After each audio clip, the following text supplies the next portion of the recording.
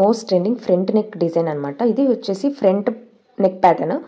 ఈ డిజైన్ చాలా వరకు కూడా మనకి ఇన్స్టా అండ్ యూట్యూబ్లో ఫ్రంట్ నెక్ ప్యాటర్న్స్ అన్నీ కూడా మనకు ఫీడ్లో వస్తూనే ఉంటాయన్నమాట. చాలామంది కూడా నాకు రీల్ షేర్ చేసి ఈ డిజైన్ స్టిచ్చింగ్ చేయండి అని చాలా వరకు కూడా నాకు రిక్వెస్ట్ వచ్చింది.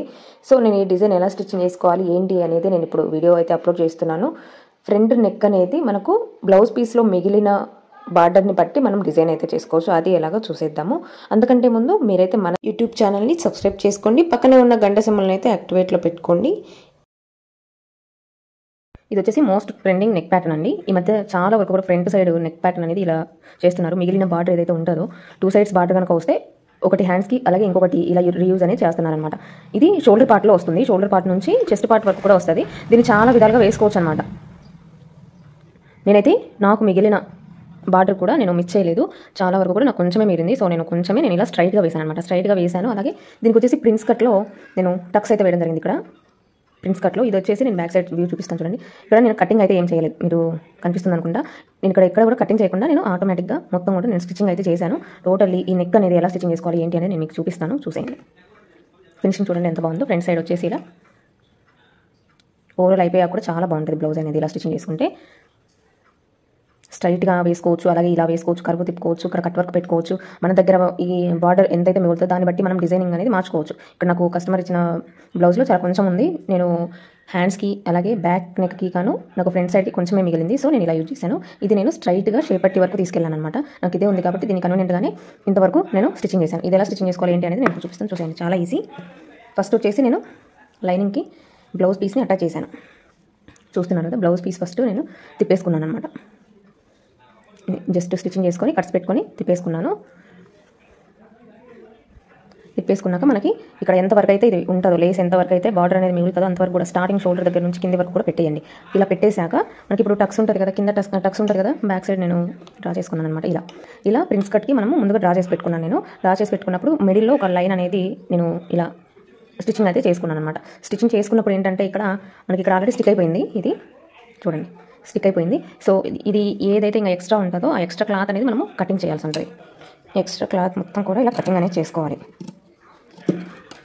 ఇప్పుడు చూడండి మనకు ఎంతవరకు అయితే షోల్డర్ పాయింట్ దగ్గర నుంచి మనం పెట్టుకున్నామో కరెక్ట్గా షేప్ పట్టి వరకు ఇలా వచ్చేస్తుంది అనమాట. ఇది ఇప్పుడు మనము స్ట్రైట్గా ఫస్ట్ స్టిచ్చింగ్ అనేది చేసుకోవాలి. షోల్డర్ పార్ట్కి జాయిన్ చేసుకోవాలి.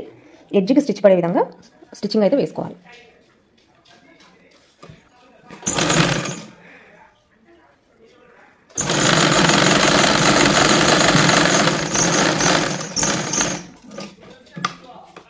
అలాగే ఇటు సైడ్ కూడా సేమ్ అదే విధంగా స్టిచ్చింగ్ అనేది వేసుకోవాలి.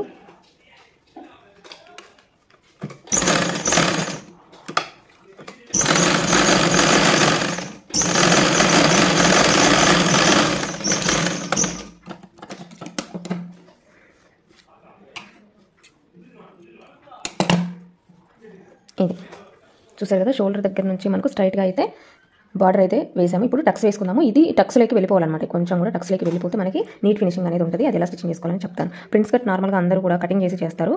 సో అలా ఏం లేకుండా డైరెక్ట్గా ఇలా స్టిచ్చింగ్ అయితే చేసుకోవచ్చు.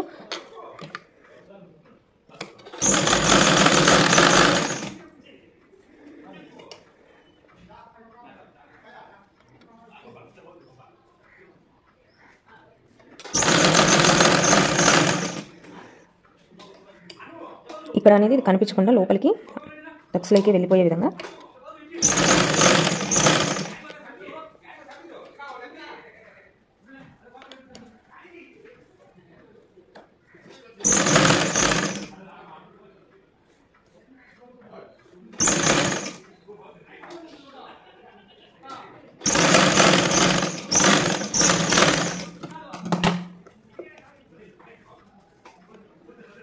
ఇంతే అనమాట. ఇలా రౌండ్గా స్టిచ్చింగ్ అయితే చేసుకోవాలి. ఇక్కడ చూడండి నెక్ ప్యాటర్న్ దగ్గర మీకు నీట్ ఫినిషింగ్ అయితే వస్తుంది.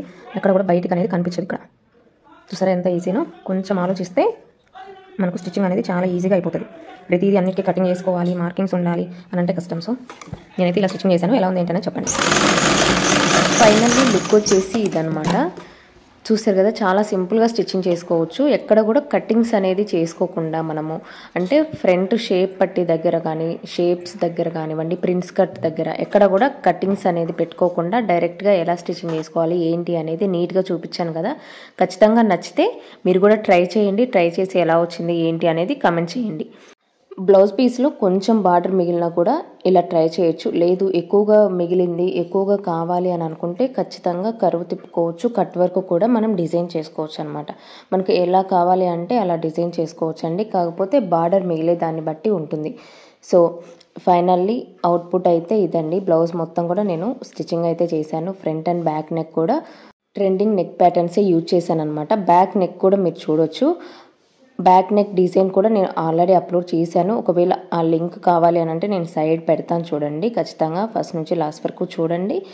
ఎలా ఉంది ఏంటి అనేది కూడా నాకు కమెంట్ చేయండి. ఈ వీడియో మీకు నచ్చిందనే అనుకుంటున్నాను. ప్లీజ్ నచ్చితే కనుక లైక్ చేయండి. అలాగే మీ ఫ్రెండ్స్కి, రిలేటివ్స్కి కూడా షేర్ చేయండి. ఇటువంటి మరిన్ని వీడియోస్ కోసం మన యూట్యూబ్ ఛానల్ అయితే సబ్స్క్రైబ్ చేసుకోవడం మర్చిపోకండి. పక్కనే ఉన్న గంట సింబల్ని కూడా యాక్టివేట్లో పెట్టుకోండి. నెక్స్ట్ ఇంకా మరిన్ని వీడియోస్ కూడా నేను మీకు పెట్టడానికి పుషప్గా ఉంటుంది. లాస్ట్ వరకు వీడియో చూసినందుకు థ్యాంక్ యూ అండి. Thank you for watching.